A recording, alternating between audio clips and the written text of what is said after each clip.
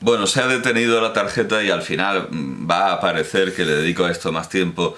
Seguramente, probablemente con media hora bastaría para el análisis que me traigo entre manos, pero así va a haber más vídeos y va a parecer que... Pero bueno, en fin, ¿qué se le va a hacer? He metido la tarjeta que está ya un poco valetudinaria.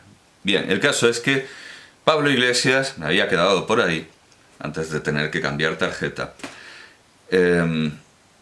Eliminaba a toda la oposición razonable y dedicaba jornadas enteras a debatir con bufones. Por lo tanto, cuando elegía debatir, por ejemplo, con García Serrano, hijo, con Cao de Venós o Fernando Díaz Villanueva, pues uno ya podía intuir qué opinión, qué juicio le merecían todos estos contertulios y contrincantes.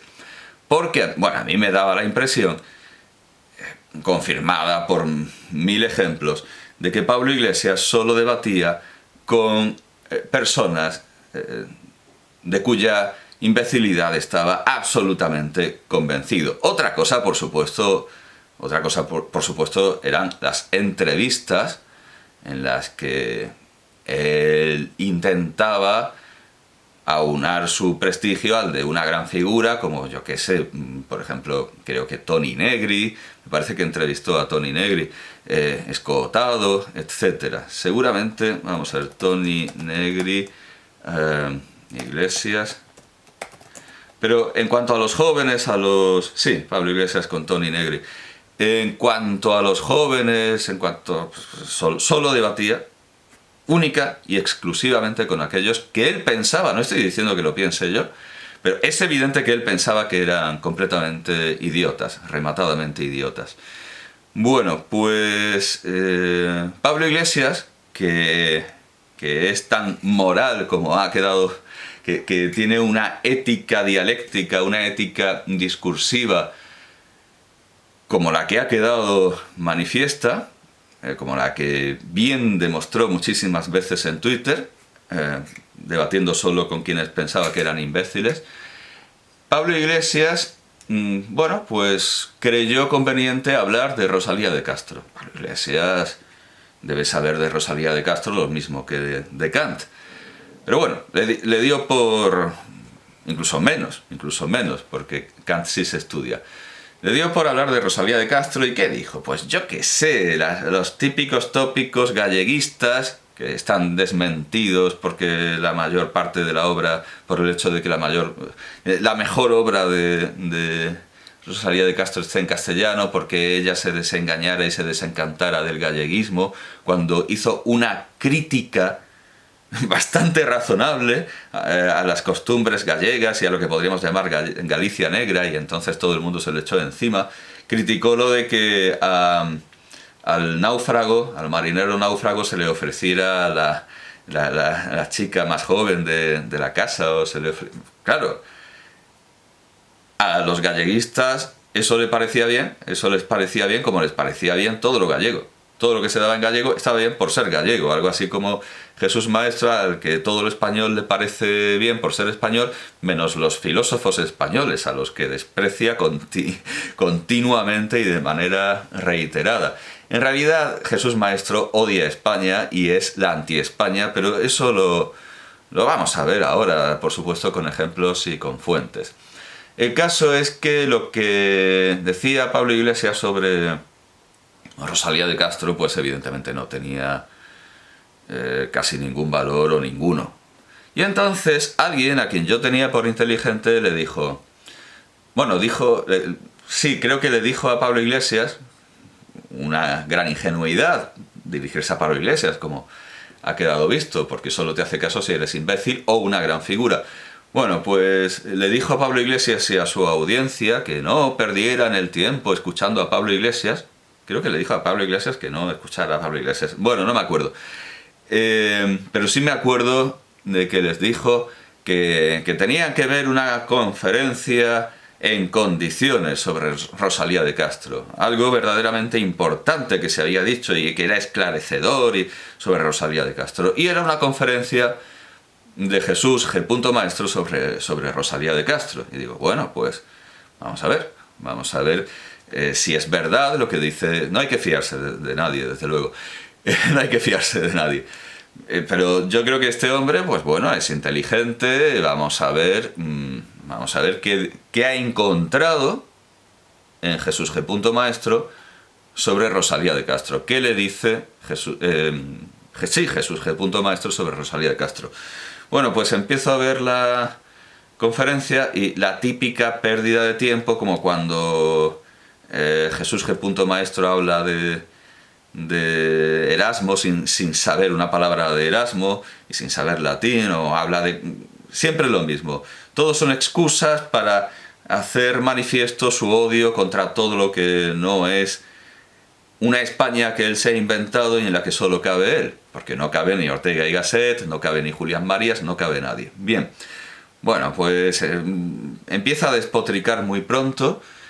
No dice, por supuesto, absolutamente nada sobre Rosalía de Castro, pero nada, no habla de Rosalía de Castro. A lo mejor dura 2 horas, se titula Rosalía de Castro, yo que sé, algo sobre Rosalía de Castro, y es como una asignatura en la Universidad de Granada.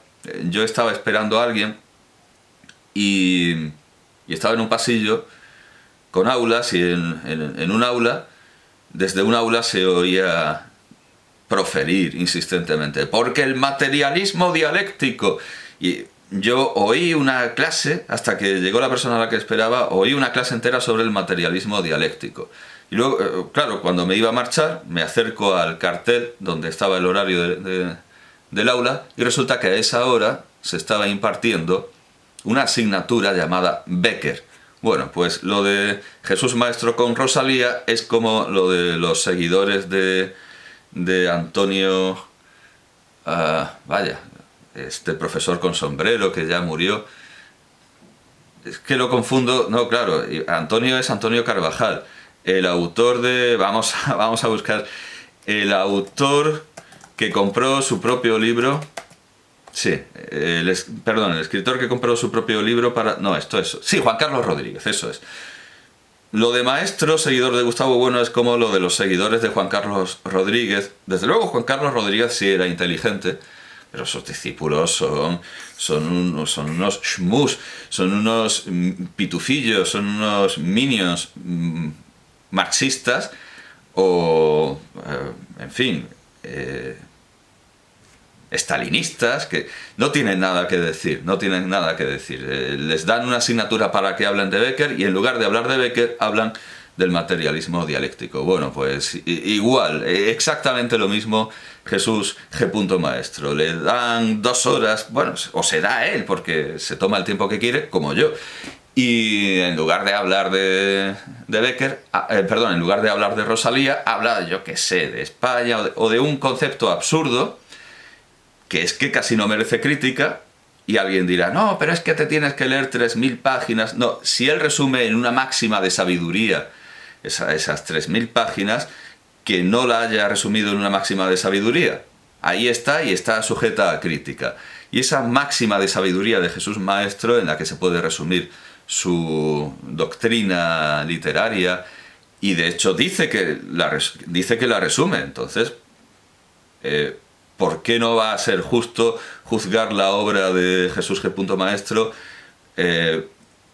a través de apotegmas que él mismo dice que reflejan su doctrina? Bueno, esta sentencia áurea es: la poesía es filosofía en verso. Eso demuestra que ni sabe lo que es la poesía, ni sabe lo que es la filosofía.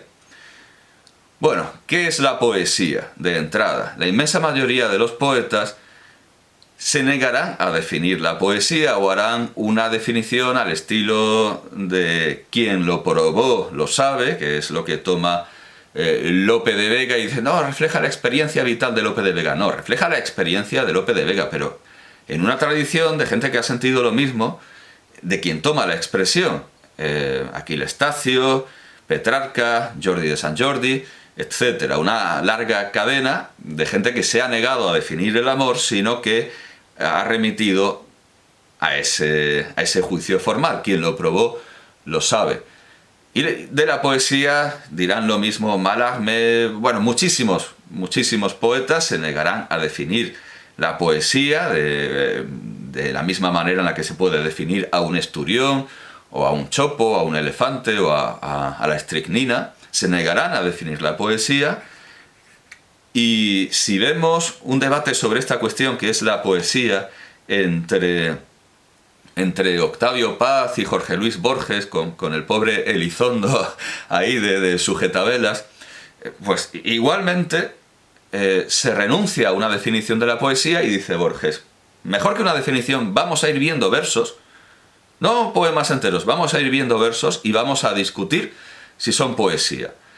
Y solo el pobre Elizondo intenta razonar y argumentar por qué condiciones, solo él intenta ver condiciones por las que un verso puede considerarse poesía.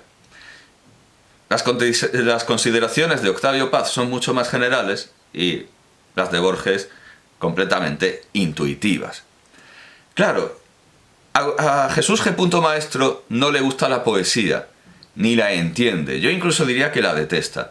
Y entonces ve que estos poetas que no quieren definir lo que es la poesía y que hablan de cosas muy vagas y metafísicas y que a él le parece un camelo, pues considera que los poetas lo están engañando y se están quedando con él. Y que están, sí, la poesía, pero él no sabe lo que es la poesía, no lo entiende y no se lo explican. No entiende ni la buena poesía ni la mala. No entiende ni la buena poesía ni la mala, no las distingue. En el caso de los poetas, pueden distinguir entre buena poesía o mala, o directamente cosas que no lo son. Yo me acuerdo de... Pero un poeta siempre preferirá decir que algo que es una basura es poesía, aunque sea poesía mala, a tener que definir la poesía, a lo que la mayoría de los poetas se negarán.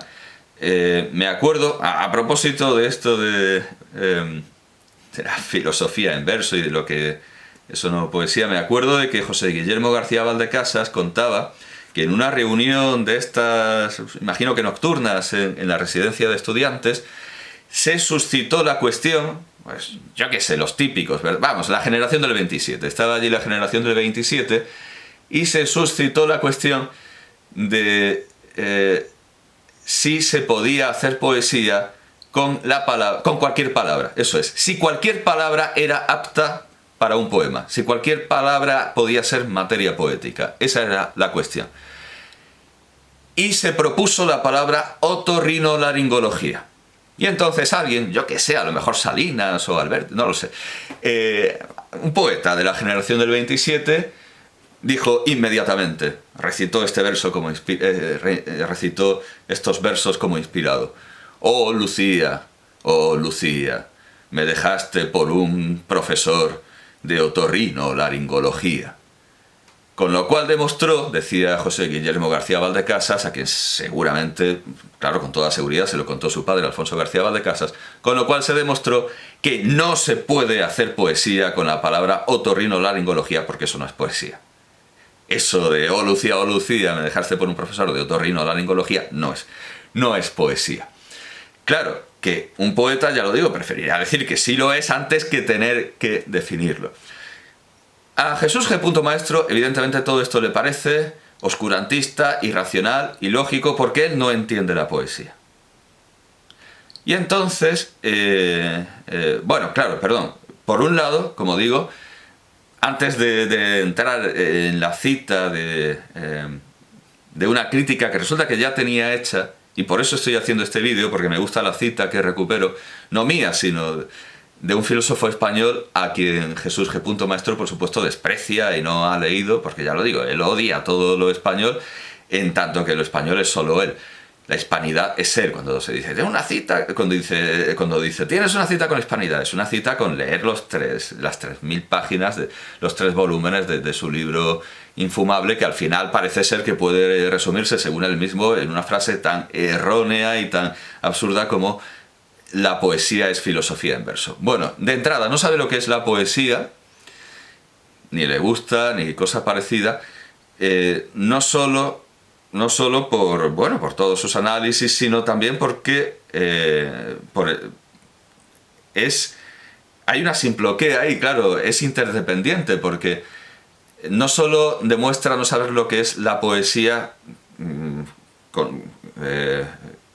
con esta manifestación de creer que los poetas, al hablar de inspiración, de cosas así medio divinas, medio religiosas, lo engañan, sino al entender, por la segunda parte de esa definición, por el segundo colon, vamos, es que tampoco es...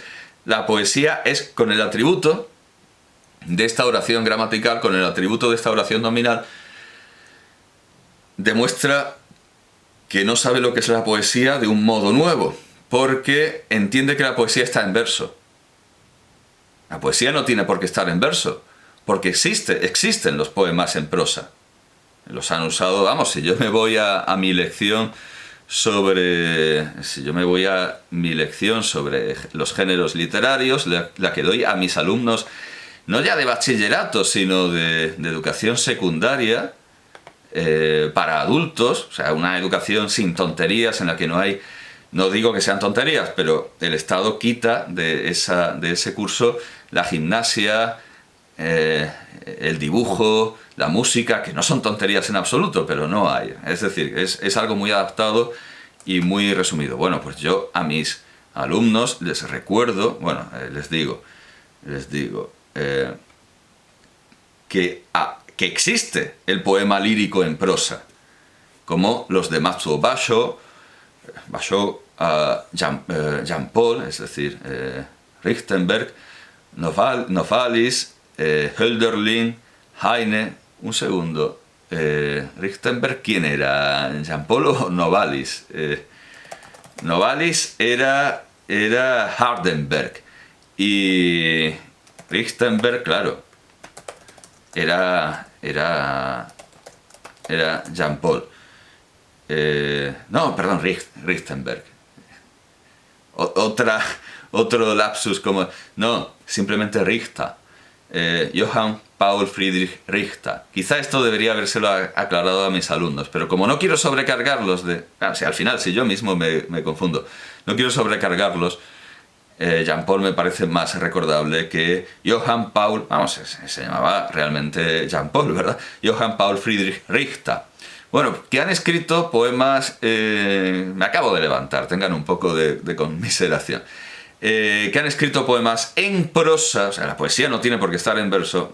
Matsuo Basho, Jean Paul, Novalis, Hölderlin, Heine, Andersen, Poe, Turgenev, Garshing, Bertrand, Baudelaire, Rimbaud, Mallarmé, Wilde, Stefan Georg, Trakl.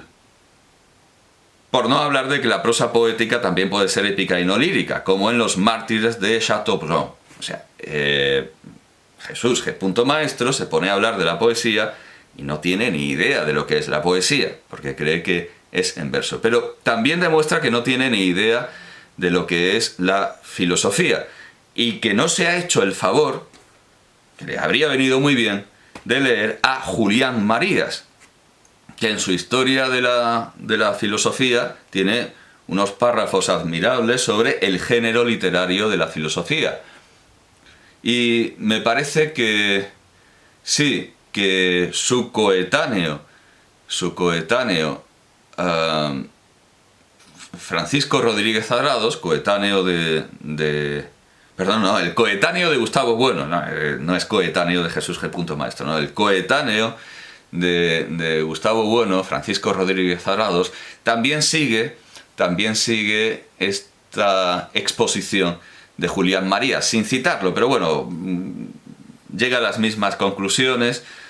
Puede perfectamente no haberlo leído, pero vamos, también podría haberse hecho el favor. Julián Marías expone que la filosofía se sirve de cualquier género literario, está más allá de los géneros. No es un género, la filosofía no es un género, sino que es una cosa distinta que usa cualquier género ya existente. Y el verso no es un género. La lírica es un género. La filosofía puede usar la lírica, pero también la épica, y de hecho, casi podemos decir que empezó comunicándose a través de extensos poemas épicos en hexámetros. La épica es un género, la lírica es un género, el verso no es un género. Y aquí Jesús Maestro, que tiene una cita con la hispanidad, pues se ve que ha rechazado su cita con Julián Marías, que ya digo que Francisco Rodríguez Adrados dice lo mismo, pero a mí me parece que la lectura de la historia de la filosofía de Julián Marías es una obligación casi moral, y si uno presume de hispanista, pues con más razón. Pero es que Gustavo G. Maestro, ya lo digo, desprecia profundamente a la filosofía española. Ahí era oportunísima, obligada y necesaria la mención a María sobre, vamos, y remito ahí lo que dice María sobre el género literario, que no tiene, el género literario de la filosofía. Pero bueno, ha demostrado muy claramente que ni sabe lo que es la poesía, o sea, al decir la poesía es filosofía en verso, demuestra que ni sabe lo que es la poesía, que no siempre tiene por qué estar en verso, ni sabe lo que es la filosofía, porque la filosofía entra en el género que le dé la gana.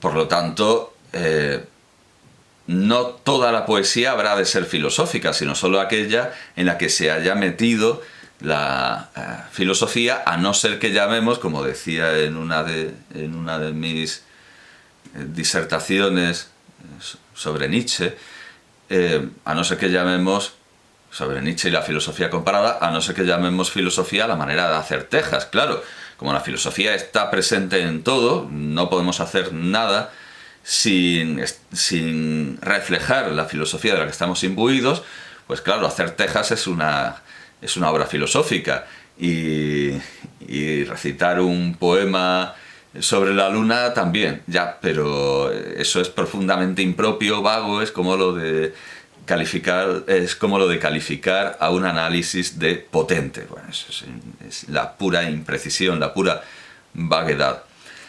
El caso es que yo pensaba hacer esto, seguir esa conferencia sobre Rosalía de Castro, en la que no habla de Rosalía de Castro y no dice absolutamente nada, pero me he encontrado, pues no sé, con una búsqueda accidental, me he encontrado una crítica que hice en 2021 y que me parece que merece un vídeo, aunque solo sea por la cita del filósofo español, que evidentemente tampoco habrá leído Jesús G. Maestro. El año anterior, en 2020, había visto un vídeo de Jesús Maestro en el que decía que no le daba la gana de seguir teorías literarias extranjeras y que él quería hacerse una, y comentaba: me parece genial, como Locke, Goethe, Patepnia, Croce, Eliot, Freytag, Masson-Ursel, Richards, Pound o Eliade representan injerencias de potencias extranjeras.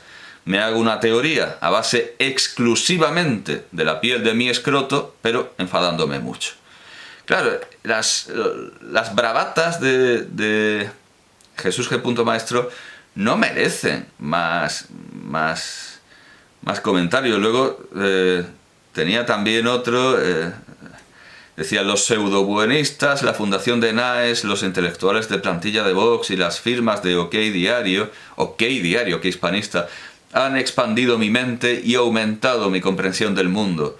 Cuando escucho a Hombre Insua, Jesús el Divino Maestro, y claro, esto de Hombre Insua lo decía por lo chocante que me resultaba la ausencia de tilde, que ahora ya la entiendo, que no viene del euskera sino del gallego. Y a otros muchos sobre España, la hispanidad, la cita con la hispanidad y la perversidad de Lutero, Erasmo, Aristóteles, Kant y todos los filósofos no españoles. Entiendo y comparto esto, porque mi mente se ha expandido, y compartía las declaraciones de Pepe Rubianes, que aquí aparecen identificadas con el marcador, la designación puta España. Bueno, en principio, ante estas bravatas, no cabe más que el desprecio y el recordarles que se les pueden oponer muchos más insultos, además mejor planificados, y que no se da un paso en el camino de la verdad. Pero resulta que tenía aquí una crítica más extensa a partir de lo que he dicho de que, como a Maestro no le gusta la poesía, se siente engañado por los poetas y quiere que le den razones. Y escribía en 2021. Un tipo que se hace llamar Jesús G. Maestro, como Fernando G. Delgado o Pedro J. Ramírez, y que se cree, por cierto, que para los iberoamericanos, que a lo mejor no les suenan estos personajes, realmente ellos quieren que se diga así. Fernando G. Delgado, entiendo, porque le hace mucha gracia lo del punto G, y Pedro J. Ramírez, es como se los conoce. Entonces, que nadie entienda que yo le hago un desprecio o un ninguneo a Jesús G. Maestro llamándolo así, porque es que así es como se llama a quienes asumen ese tipo de nombres. Fernando G. Delgado, Pedro J. Ramírez.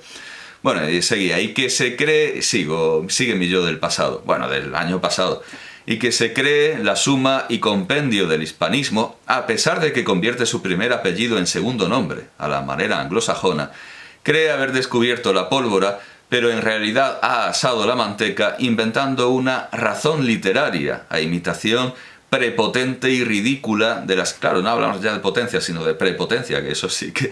A imitación prepotente y ridícula de las razones de Kant. Bueno, nota, evidentemente, prepotente ha sufrido en español una devaluación como la que ha sufrido nimio, porque nimio es tanto algo muy importante como, diríamos, por antífrasis, todo lo contrario. Igual que un bolonio, como lo soy yo, es o un hombre muy docto, o por antífrasis, un completo botarate, un ignorante.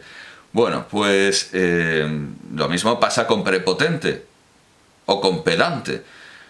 Un pedante es alguien que enseña y un prepotente es alguien que es muy potente, y desde luego ese uso lo vemos en las 300, o más propiamente el laberinto de fortuna de Juan de Mena, al muy prepotente don Juan el II. Bueno, modernizo, por supuesto que modernizo la pronunciación y el vocalismo, pero ha sufrido una antífrasis, y entonces prepotente ya no es el muy potente, sino el que cree que es muy potente y no lo es. Bueno, pues sigo después de esta pequeña nota. A imitación prepotente y ridícula de las razones de Kant. Claro, él se cree que está a la altura de Kant. En su cabeza sonaba genial. Autor al que sin embargo desprecia, al igual que a Aristóteles, ante todo y en primer lugar por ser extranjeros. Para los eslavófilos de Kaliningrado, Kant también es extranjero. Bueno, claro, efectivamente la rusofilia al final acaba... Al final, este antiimperialismo, esta resistencia contra las injerencias extranjeras, al final siempre se vierte y se convierte en otro tipo de imperialismo. Al final, Jesús G. Maestro está haciendo lo mismo que los rusos de Kaliningrado. No seré yo quien discuta, que los putinianos de Kaliningrado, no seré yo quien discuta el mérito del pasaje de donde toma esta idea, una de las variaciones del gran maestro que fue y es Goya sobre el sueño de la razón. Maestro, para dar este salto mortal, hinca su garrocha, hinca su pértiga en el grabado El sueño de la razón produce monstruos, para que no se diga que no he leído, que no he seguido, que no he escuchado a Maestro, a diferencia de él, a quien le mandaron mi contribución al libro de Dickinson, dirigido por Pedro Aullón de Haro.